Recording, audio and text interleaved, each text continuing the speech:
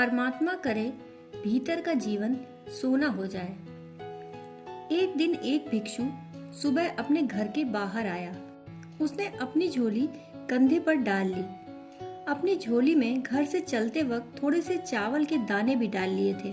जो समझदार भिखारी होते हैं वे हमेशा ऐसा ही करते हैं। जो ना समझ होते हैं वे खाली झोली लेकर दूसरों के घर के सामने खड़े हो जाते हैं।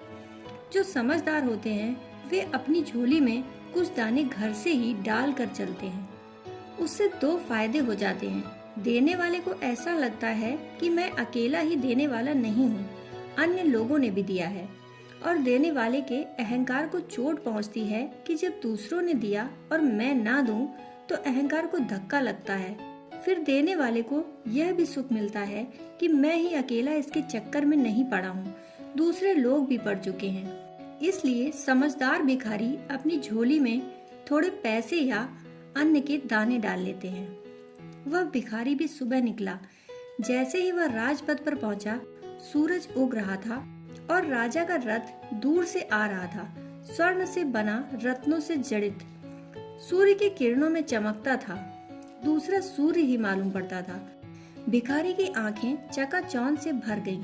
भिखारी ने धन्यवाद दिया अपने भाग्य को और कहा, धन्य हूँ आज।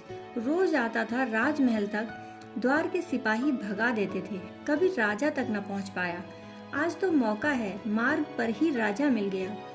आज जी भर कर मांग लूंगा, हो सकता है सदा के लिए मांगना ही छूट जाए। वह अभी यह सोच ही रहा था कि राजा का रथ सामने आ गया। धूल उड़ती थी। भिखारी घबराया हुआ खड़ा था। राजा को देखकर भूल ही गया भिक्षा पात्र उठाना।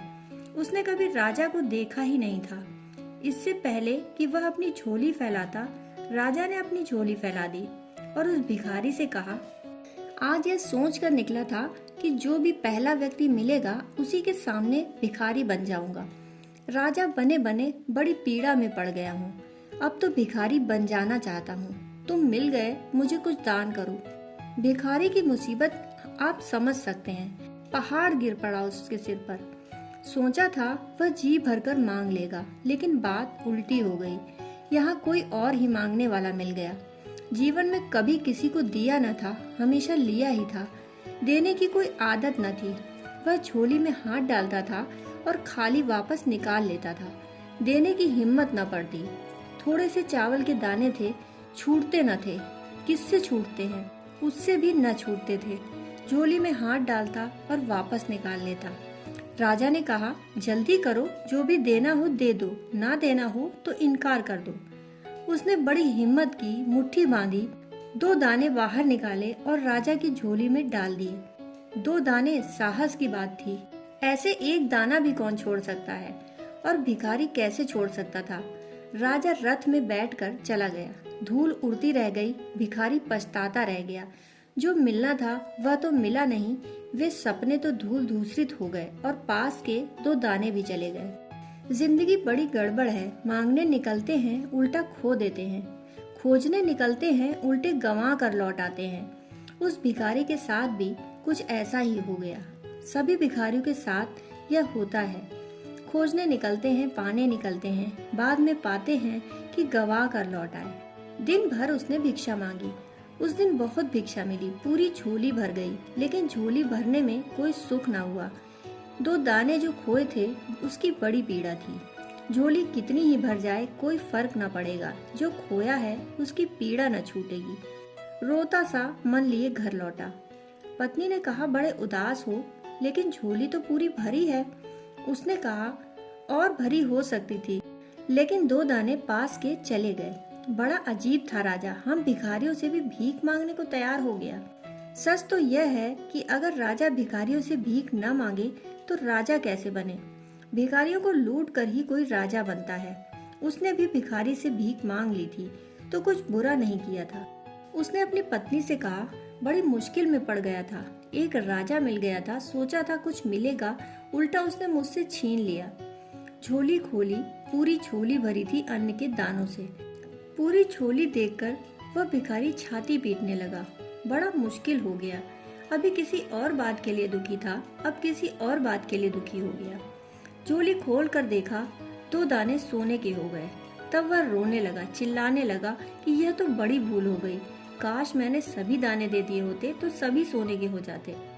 जीवन में जो बाहर के दाने बटोरता है, भीतर की जिंदगी मिट्टी की हो जाती है। जो बाहर के दाने छोड़ता है, भीतर की जिंदगी सोने की हो जाती है। जिंदगी के आखिर में पता चलता है कि जो इकट्ठा किया था वह तो मिट्टी है, जो दे दिया था वह सोने का हो जाता है। धन्य है वे लोग जो बाहर के जीवन को छोड़ पाते हैं, क्योंकि भीतर के जीवन को स्वर्ण का बना हुआ पाते हैं।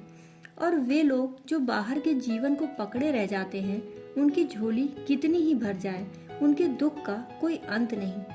और आखिर में वे रोएंगे इस बात के लिए कि जो हमने पकड़ लिया था वह मिट्टी का हो गया, और जो हमने छोड़ा था केवल वही सोने का था। लेकिन उस भिखारी ने तो 2 दाने छोड़े थे, इसलिए सोने के हो गए। उन भिखारियों का क्या जिन्होंने एक दाना भी नहीं छोड़ा? एक बात तो जाननी जरूरी है, थोड़ा ठहर कर जिंदगी को देखना आवश्यक है। 24 घंटे में कभी थोड़ी देर ठहर कर जिंदगी को देखें।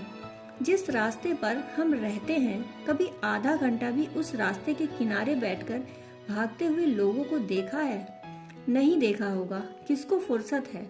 अगर रास्ते के किनारे भी आधा घंटा बैठकर भागते लोगों को देखा होता तो बहुत घबराहट होती कि ये लोग पागल हैं क्या? कहाँ भागे जा रहे हैं? ये कर क्या रहे हैं? क्या कभी गौर से अपनी पत्नी का चेहरा भी देखा है? कभी गौर से अपने पति को देखा है? कभी शांति से 15 मिनट मौन से अपने बच्चे को देखा है? दोस्तों, कहानी सुनने के लिए आपका बहुत बहुत आभार।